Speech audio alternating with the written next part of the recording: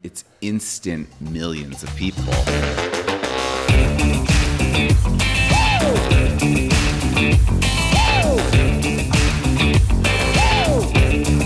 Hello and welcome to another episode of Fashion Made. Today I have the absolute pleasure to be sat down with three of the leading minds in fashion, design and technology, namely Anne Slowey, former fashion news director at Elle magazine for 18 years and now tech evangelist within the industry, Craig Crawford, founderpreneur of Crawford IT, as well as the former VP of IT strategy over at Burberry, and Harry Allen of Harry Allen Design and the creative director of the New York Design Pavilion, which is why we're all here today. Harry, I walked through the Design Pavilion in Times Square yesterday. It's an incredible experience.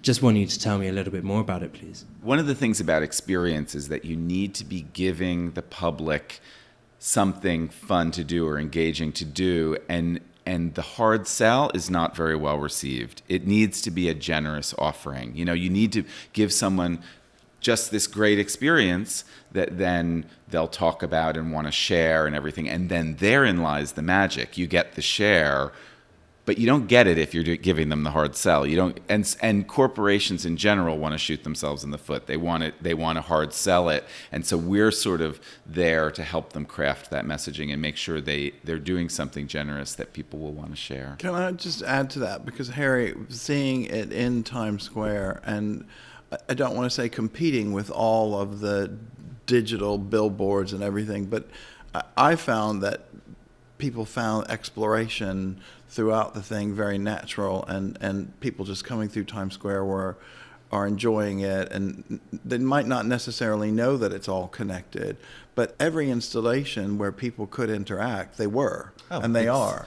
All we have to do is put it up, and people fill it. So that we have no problem with that. I mean, the messaging is interesting. Like we want people to know it's there, and that's a little bit hard because people don't come. I mean, there are many people now. We have a lot of advertising and a lot of media partners this year. So there are people who are coming just for the Design Pavilion, to see the Design Pavilion. But I'll be honest, most of the people in Times Square, they're there to experience Times Square and all of its madness and the screens and all of that. So, and for those people, then how do you let them know what's going on? But honestly, if you get someone to sit in a great chair or to interact with an installation that something, you know, and they're just doing it very naturally, then I feel like we sort of have accomplished our mission also. Like they've come in contact with some great aspect of design that they'll take away. They'll remember that chair. They might buy that chair. They might say to someone else like, oh, hey, yeah, I saw that in Times Square. So just getting people exposed to it I think is important also. And then we're working on the messaging, like how do you gracefully integrate it so people know where they are and know why they're there and know why they're doing what they're doing. But I think getting the people into it and interacting is really the first step to that. So. Yeah, I guess being in Times Square helps. Yeah, I mean, it's instant millions of people. So when it comes to retail, like that's where we're going with this conversation.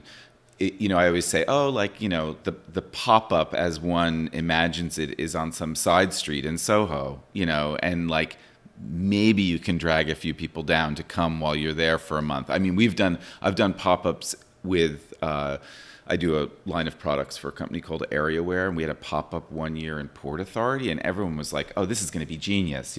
All these people come through Port Authority, and it was so hard to get people out of their path and into that, whereas in Times Square, like we literally put it up in the walkways. Like if you have an open end on it, people will just walk into it. I mean, they're open for experience. They're coming to Times Square. Yeah, as and they're an a little experience destination. It's like you get to Times Square, okay, and you go like, oh, okay, I took my selfie with the screens, and what's next? So there really is this opportunity. You have a population that's looking to be entertained, and so we're serving that purpose. And I started talking to Harry, or rather, he reached out to me to bring in some fashion sponsors, and we were speaking to Mayor Mecco about retrofitting a Airstream camper, and working with AR and entertainment companies to help tell their story. So we'd actually embed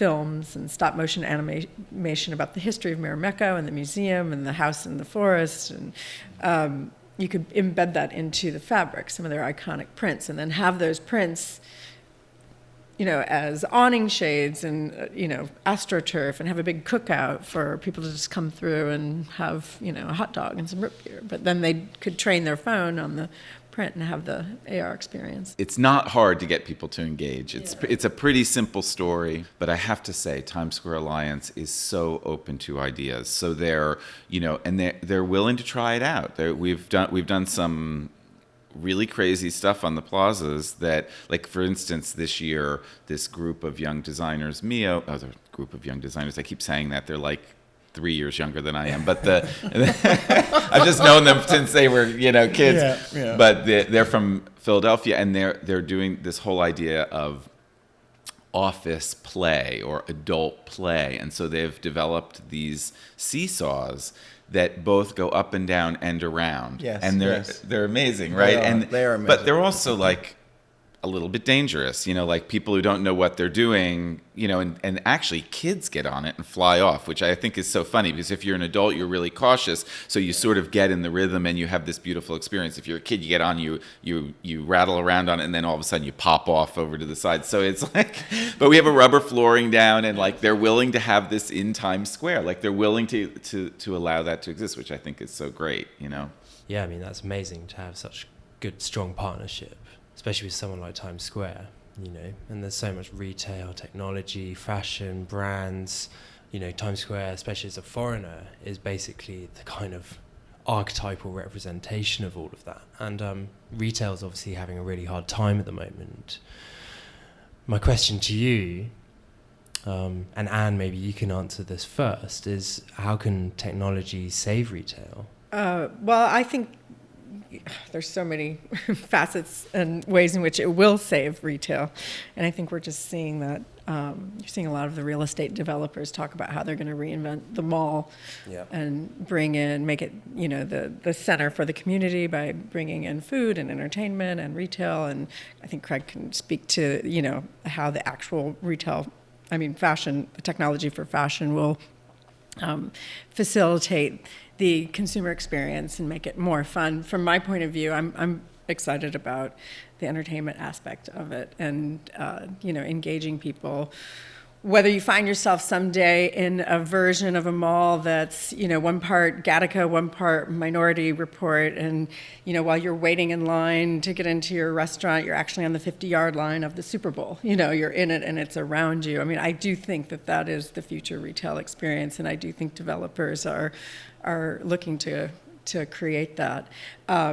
Obviously, from a biometric standpoint and from a waste and circular standpoint, I think there's, from sustainability point of view, I think that's very hopeful about reducing waste and making people feel better about consuming as they become more educated, which I think they will, and more conscious, which I think they are. I think, certainly maybe not millennials. I don't think they're buying sustainability as much as we would have hoped, but I do think the next generation will. So I think that'll come into play. And I think that you had a very interesting point about how when you were at Burberry and you had to build the store of tomorrow, essentially, you had to think about all the changes that were coming to make sure that you were able to adapt in your infrastructure. And I think that's something that retailers are grappling with. Yeah, now. I mean, it's heavy lifting, and the investment is substantial. And at Burberry, we knew we were going to be broadcasting, so we put a satellite dish on top of Regent Street, right? We behaved like a media brand, and we looked at digital asset management. How do we change the channel on the screens, right? The screen that's in children's wear today may be women's wear tomorrow. Store interiors move around, and you just can't take technology and take it off the wall and move it around. So the infrastructure on how we organize that and being able to reuse content, super important. And I think for this particular installation in Times Square, we looked at a lot of different technology options, and I think some of them we shelved to look at next year. Things like wayfinding or experiences that are unlocked with your phone, but also tracking the movement of the crowd. I mean, because like your reference to Port Authority, those are commuters on their way somewhere and trying to get them to stop when they're already probably running late or Yeah, exactly. whereas in Times Square, they're there for some sort of experience they don't even know. So People just come hang anyway. Yeah, They're sitting around anyway. So we can have them sit in our chairs or hang out in our spaces and shop in our stores rather than the stores that are already there. So. That's right. So we did little bits this time, didn't we? I mean, we had the T-shirt designs that were all blippable, and so hold the Blipper app to that and get different designs and animations. And then there were other sponsor examples of really interesting tech and things. Avery Dennison had some interesting stuff in the pavilion as well. Mm-hmm. But Well, it touched on retail a little bit this year between Dougal and Avery Dennison, and then we had you were a speaker at the design talk, so we touched on it a little bit. But these things it takes years to build these things up, and I've seen this over the time. Like you just get on a hot idea like the month before the design pavilion, and it's just not possible to make it happen. Well, that's why we're looking to 2019. Some of the people that I'm speaking to, Adidas and Mary Mecco, as I said, I would love to have an activation with them, whether it has to do with just highlighting a shoe and using AR to create some sort of experience for a customer. I'd also love to speak to them about participating in the idea of a virtual store where a customer comes through and they, experience the shoe in situ with some technological application layered on top of it. But then there's also the opportunity to customize and purchase. We've been talking about the idea of developing a virtual store. We'd love to get the New York Magazine and the Strategist involved in something like that. That would be really exciting, I think, for consumers. Harry they host a dance party, which is a lot of fun. And one of the ideas that he had that he's kind of interested in terms of data, is this idea of, getting an artist to partner with a data collecting company and turn those numbers into, well, you should speak about it because it was your idea, but I've loved the idea of the flash mob of like getting large numbers of people into Times Square. Well, that's like if you got everyone that passed through the design pavilion to do one small thing that all added up to something larger, you could build mountains, so I sort of I keep thinking I think across many spectrum, and we're sort of focusing on fashion today and the tech space around fashion, which I think is really interesting. I'm constantly trying to ideate around how to triangulate between sponsors, someone who's going to pay for it,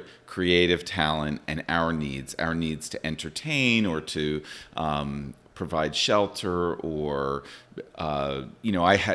is it a lounge, is it a food experience, is it I'm constantly trying to figure out what we need there in order for people to come and enjoy it. So and that triangulation between all those entities, in the middle there's this sweet spot. So I'm constantly, when I'm confronted with a new sponsor opportunity, having to ideate around it. So it's fun for me too. It's like a totally different head. I'm normally in my studio drawing things that will then get made by industry, which is a very long process. I was going to say actually, to continue this train of thought about, because I just got off onto a whole tangent, cool. But about tech and how it's gonna save retail, right? I think tech can be hugely entertaining. It serves a lot of my needs at the design pavilion. But what I really think that's interesting is that the temporary nature of design pavilion in relationship to retail, and that in this space, we can do anything. We're not tied to any brick and mortar. We're not tied. You can even get out of your brand space if you want to. You can it can really be anything. And that's, to me, is so much fun. Like, we have these 9 days. It's like, go for it, blow people's minds. And you can commit to it as much as you want, and it can be an experiment. We can see if we try this out, will people engage? Yes. If we try out Blipper, and one of the things I learned this time is we really should have had a pad there that was all loaded with Blipper, because getting people to download is an issue. Yeah. So every time you try something new, and so that applies to retail, and people already have figured that out. I'm new to the rodeo. But not everyone's figured it out. And I was going to say what you've just said, and that is, it's a place to invent and a place to play. Mm-hmm. And technology has empowered a lot of that, but most of it's transparent, as it should be, because people don't want to really be looking at screens or fiddling around with Wi-Fi or whatever. So, every mobile POS system that you have there has infrastructure behind it. There's Wi-Fi for that space, all of that stuff. And then what you've been able to do is just reinvent retail by playing. Mm-hmm. And then seeing what works. And I think the big unlock for us is going to be looking at what all the data says. And that's the thing that then we turn into more industrial type activity, where we say, okay, well, we found this works out really well, so why wouldn't we look at doing that in a store that maybe isn't a pop-up, but is... And actually, maybe some of it, maybe some of what you learn is that people are really responsive to low-tech things also. Yes, like absolutely. We have this young designer from he works in the Netherlands. He designed this. It's furniture that you neither sit on or lie on or stand on. It's actually, everything leans backwards, and so there are these leaning, almost like leaning beds, like fainting couches. Yeah, like exactly. Fainting couches from the antebellum day. And he has them there. He calls them anti-gravity. So it's like about sort of relieving stress, and actually apparently your heart rate lowers at that. You're leaning back at an angle, and they're filled from... People loved it. People are loving that. And it's so weird because it's this meditative thing in the middle of Times Square, and then you're sort of lying back on it. What you're looking at is all the advertisement, but actually that's sort of interesting, right? If you're going to feed someone information, maybe you need to give them... Design can give them the posture or the... How does it get delivered? That's so that they're receptive. Yes. Or that sounds. Well, that's the magic mix. I think everybody's realizing that the future of retail needs to embrace, which is the high with the low, the actual physical sensory experience, and then the technology comes in and makes the shopping part of it easy and seamless and customized. Yeah, eventually personal. maybe it will all just become embedded in some way, it doesn't... Like a chip in our brain? Yeah, that's what you want. No, I think it's coming. Even if you look at but they're talking about how do you revive retail on Bleecker Street, which we all know has been, decimated by high rents. And I know that the Brookfield people, their temporary fix for it is to think about taking over the entire street and bringing in, not just pop-ups, but maybe we can do a week-long, flower activation, or, just to create customer experiences that are, temporary and become rarefied because of their temporariness. Right. And therefore a draw for people to come in and be part of. And it's the magic of theater, right? Why is theater so special? It's because it happens. And it's ephemeral. Yeah, it's ephemeral. Mm-hmm. And so, I think we have to look to all of these things. I feel a little bit the whole Times Square thing is I feel like Barnum. We're putting on a show. I want it to be really high design, but I also want people to be able to engage with it. So you're sort of stretched, but actually that's an interesting place to be in, right? And actually, things like the Zoo Studio piece, it actually does it, right? It's a great piece of design that everyone can engage with, and then I've done my job. And it's also sort of fun because all day long people are getting on and off of it. It has that temporal quality. So I think there are ways for all of this to merge for the time being until the dust settles. I think this is a really interesting forum to play around. So And I don't know that the dust is going to settle. I think part of retail's problem is the dust did settle and it became routine and boring. Formulaic. Yeah, and formulaic, and nobody wants that. And so I think what's happened with the Design Pavilion is really a model for what retailers can look at and take from and play. And that, visual merchandising is an important part of retail. And It's the magic of the narrative. and it's been in so many stores, it's just become static and boring, or doesn't even really exist, or it's not curated. Well, I it's think more. Harry said it. It's become the hard sell, and Yeah, people will yeah. disengage the minute they're being. yeah, I mean, I think the hard sell was like it's been okay for a while. Like it's been okay for a while. Like the whole monogramming and all that stuff, or that the whole luxury, like I have this bag. the status years, the status, which and like predicated, I suppose, its It's success like- on people's insecurity, striving psychology, which Hey, listen, it that's worked. not. Yeah, it It worked. worked. It worked. Yeah, well, so it worked. It worked, it and now we're worked, entering a but- new era where the upcoming generations, they don't want to be a part of that sort of kind of greediness, and they actually.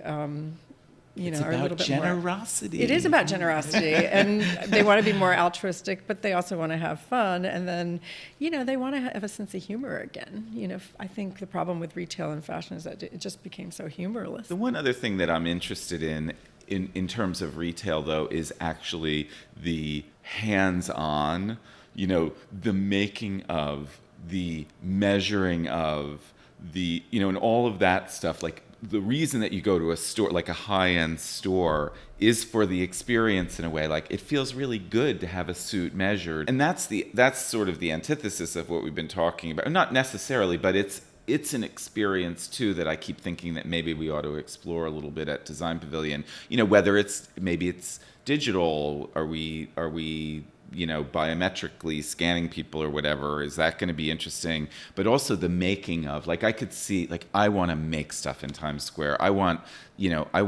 12 sewing machines there with people making it, or get Eileen weaving. Fisher to get her felting machine in there to felt up Yeah. upcycled clothing. And We were talking earlier to the Brooklyn Fashion Design Accelerator, which is a really very, very interesting organization run Yes, by a friend yes, of it mine is. from Pratt, Deborah Johnson, and it's like they make things there, and they're doing all sorts of. They're working at the intersection of tech and making. Deborah's a big PI supporter. She's come and spoken at the conferences. Oh, great! I really. So we love the work that. Yeah, and I would They're love doing. to get them there. And we had a last-ditch effort between them and Eileen Fisher that like really felt like maybe we can get it together for next year, because they both sort of support each other in a way. Like it's the same story, and we could actually get the BFDA there, like maybe weaving, recycled textile into new things, or could they be felting, or could they, like that, the making thing I think is very interesting. The hands-on part of it is very interesting, and it's experience. And of course, so I think it, like I love that juxtaposition of like, oh, we actually have this year, we have an artist creating a cover for New York Magazine in situ, in the space, in the Design Pavilion, and they just finished it. They're going to photograph it tomorrow, this woman, Joanna Alvarez. But the idea that we have a little art residency in Times Square, I think is really fun, or craft residency, or whatever it is. It's, again, experience. Yeah. So, like, and then that against tech, like, We is can there layer some way text on to top of that. merge that together? It's like, it becomes really interesting. I think you should do a screen takeover, all of Times Square. Yeah. If someone's already there and they're already going to buy the media, I say do something in Times Square that, like, if you're weaving in Times Square, does that process then go up on the screens? Yes, big exactly. like that? All of a sudden, those screens get a lot more interesting to me. Yes. If you're connecting on the ground somehow, something that goes on in the screen. Well, that's right. And it's very possible. And we talked about this. We did this with Nova, division of DreamWorks of Burberry. We did that in Piccadilly Circus, where people could interact with the screen and personalize product and shake and toss it up on the screen. So, yeah, that is completely doable. It's super fun. Well, we reached out to Instagram because one of the artists that Harry knows has this selfie head, which is a foam head upon which you can project your own image. It's quite large. It's quite large, and actually, we talked about it many different ways. We were not able to get it funded this year, but I would bring that to Times Square next year. It won't be like fresh and new, but it still will be fresh and new to most people. And it's just this gigantic head. It's like the Walt Disney World Hall of Presidents, where it's a generic head, but then. And it's not projection, it happens with LEDs, but people go in and they have a selfie taken and then it's projected up on this giant head. I mean, what better thing to have in Times Square? We had a little bit of pushback, but it's like, that's exactly what people are doing there, is like saying, I'm here, and then all of a sudden you can do it in this giant scale. Like that to me would be really great. I'll keep And that's trying on that one. entertainment. And that's what retail needs. Absolutely. You need this convergence of it's called phygital, isn't it? Digital and physical experiences. And I think that's what you're talking about here, is having something that you do on the ground that you're actually interacting with in a physical way, but then you can see some huge scale digital manifestation of what you've just done as well. And I think if people can create those kind of experiences instead of just walking into a store and that mannequin's got that jacket on and those shoes, and that's kind of what people want, these days. Well, and to take that experience away in both physical and digital format, right? If you buy something, you're taking the clothing or the product away, whether they're plates or. But first, they want to be delighted. Yeah, absolutely. And if you can save that in some digital format, like an experience in Times Square that you can then send off and share to friends and family or whatever, then that ties it all back into the basic stuff that we all want, which is what we talked about the other day. Yeah, we were up at Resonance and we were talking about what we could bring to the design pavilion, because, how could we engage the public? And I don't even know if I mentioned this to you, but maybe I mentioned it earlier, but the idea of, taking plaid, so they make plaid, turning it into a large-scale human tic-tac-toe experience. But at the same time, they're being measured and they can place an order for, a shirt. The plaid experience, I think, is, I mean, you can basically take anything and plug it into the formula. Design is a great partner. Design in its big, it's a great experiential partner. It's a great, I always say we have great real estate and we have great context. Design being the context, we can plug almost anything into that. But, and you've got an audience. Yeah. So from a customer acquisition perspective, they're there already. And that's one of the things retail struggles with, getting people in the store. Yeah, I loved the idea. You had, at one point via Blipper, you had spoken about creating a space, just a blank space, in which you could have a dance perform. I'm dying to get a dance involved with the Design Pavilion, as if there aren't enough moving parts already. I think dance is a really great complement to everything that we're doing. We're doing a lot of abstract form, in general, with design, industrial design, architecture. So this idea that you bring in dance, it's another abstract art form. I think it could operate in amongst what we're doing very well. So I'm interested in dance, but this idea that you could create a dance in one of those spaces that would always live in that space virtually, so anyone could come in with their phone and watch this dance performance, and be uploaded into it themselves. Yeah. Like this thing can live virtually, this virtual memento of something that's been done. Like, even if you just had someone come in, you had people come in and they're just like graffitiing the walls in this space, and you record it all, and then people can go back into it and watch it become graffitied, or how does it live? I don't know. Or you can. But I thought it was really interesting. Like, I thought it was an experience, but it's also this like virtual documentation that can live somewhere that people can always go back and visit. That I thought was a really cool idea. For me, when I went into the space for the first time, it was a bit daunting because there's so much chaos in digital signage around Times Square, right? I mean, one of my favorite things to do when I'm in New York in the summertime is to drive through Times Square with the top down and the convertible, because it's like, oh my God, it's completely overwhelming and it's an amazing space, but you're driving through sort of this Blade Runner experience and then you're leaving it, and there's nothing like it anywhere else in the world.